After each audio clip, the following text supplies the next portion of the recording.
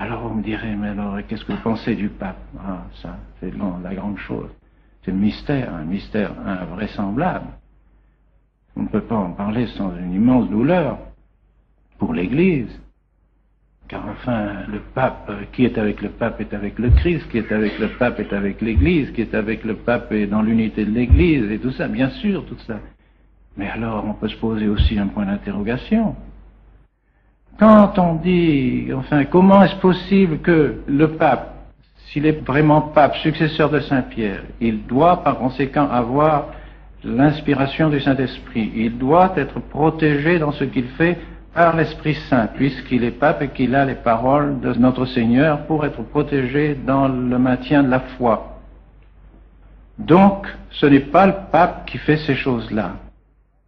Ce sont des choses qui sont tellement contraires à l'Église, tellement contraires à la foi de l'Église, tellement destructrices de la foi de l'Église et de l'Église elle-même, que ce n'est pas lui, c'est son entourage. Bon, c'est une solution.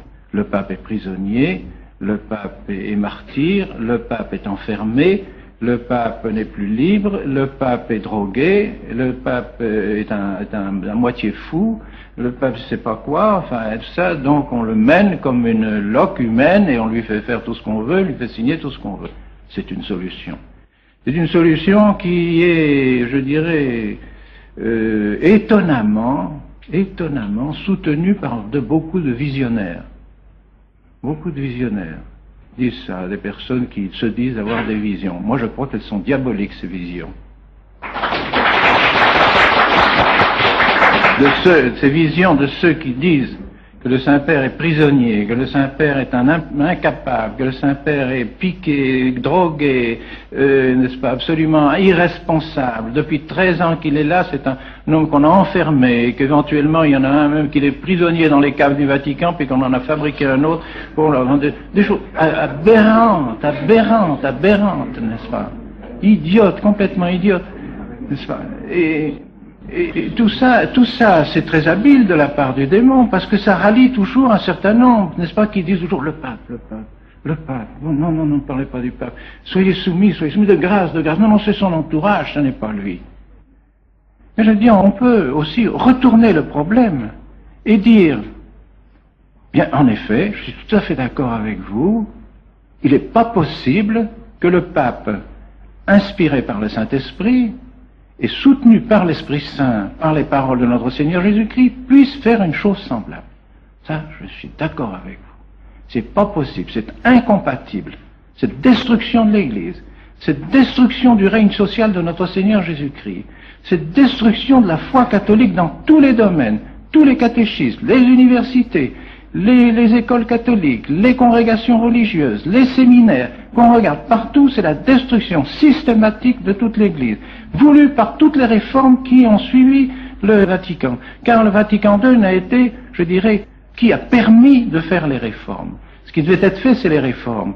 Le Vatican II, sous des termes équivoques, a permis de se lancer dans les réformes. Mais c'était ça qui était voulu. Et ça a été le tremplin qui a permis cela. Alors, on peut dire du Saint-Père aussi, en effet, ce n'est pas possible qu'un pape puisse faire cela. Donc, il n'est pas pape. Ah, le raisonnement vaut. J'en sais rien. Je ne dis pas que ce soit ça. Mais je dis, il y a plusieurs hypothèses. Et ça peut être une hypothèse valable.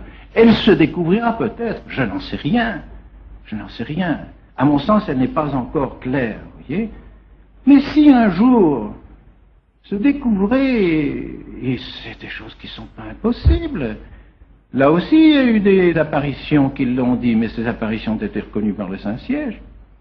C'est Fatima, c'est la Salette, qui ont dit que le démon monterait jusqu'au plus haut sommet dans l'Église. Non, c'est rien, si c'est le plus haut sommet, ça veut dire le secrétaire d'État que ça s'arrête là, ou bien si ça va plus loin, que ça va jusqu'au pape. Non, c'est rien, jusqu'à celui qui se dit pape. Je ne sais pas, mais vous savez, c'est pas une chose impossible. Et les théologiens ont étudié le problème. Pour savoir si c'est une chose possible, si un pape peut être, par exemple, hérétique, et par conséquent serait excommunié, et par conséquent tous ses actes seraient illégitimes et invalides. Et si, par hypothèse, je n'en sais rien, encore une fois, ne me faites pas dire ce que je ne dis pas, je ne sais pas, mais enfin, étant donné qu'on découvre tout doucement ses appartenances à la maçonnerie, imaginez que le pape ait été inscrit dans une loge maçonnique avant son élection. Il était excommunié. Excommunié, son élection est invalide, il ne peut pas être pape. Et nous aurions pendant un pape qui ne serait pas pape. C'est des choses possibles, encore une fois, je ne dis pas que ce soit. Mais qu'est-ce que vous voulez? Dans la situation dans laquelle on se trouve, on cherche les solutions, on se trouve devant un problème quasiment insoluble. Théologiquement, je dirais, à peu près insoluble. Alors, on cherche des solutions. Bon, une solution qui soit prisonnier, drogué, c'est possible. Mais je vous avoue que quand on le voit agir et parler, moi je ne l'ai pas vu depuis 2 ans, je l'ai pas eu personnellement, enfin pas privément, mais dans une audience publique, je l'ai vu abandonnant son papier, sa lecture, parlant avec une facilité, une aisance, un à-propos, une intelligence, mais en pleine possession de ses facultés, en pleine possession de ses facultés. Pas un homme qui est drogué ou qui est piqué, ou qui... pas du tout, pas le moins du monde.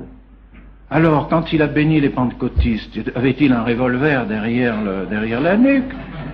Quand il a baisé le pied de l'orthodoxe, avait-il aussi un revolver derrière la nuque? Est-ce qu'on l'a piqué avant pour qu'il baise le pied Non, on tombe dans l'absurde aussi. L'absurde, c'est pas possible. Or, tous d'ailleurs, encore Monseigneur Benelli, me l'a dit il y a 3 semaines, n'est-ce pas, quand je l'ai vu, Monseigneur Benelli m'a dit, c'est le pape qui vous a écrit ces lettres. Vous ne voulez pas le croire, mais c'est le pape qui vous a écrit ces lettres. C'est lui qui est au courant. Il est au courant de tout. Il sait très bien ce qu'il fait, et c'est lui qui veut les choses. Et c'est lui qui décide. Et quand je vous quitterai ici de cet entretien que j'ai avec vous, je vois tous les jours le pape, je vais immédiatement me rendre chez le pape pour dire quel a été notre entretien. Donc lui, confirmé, je dirais,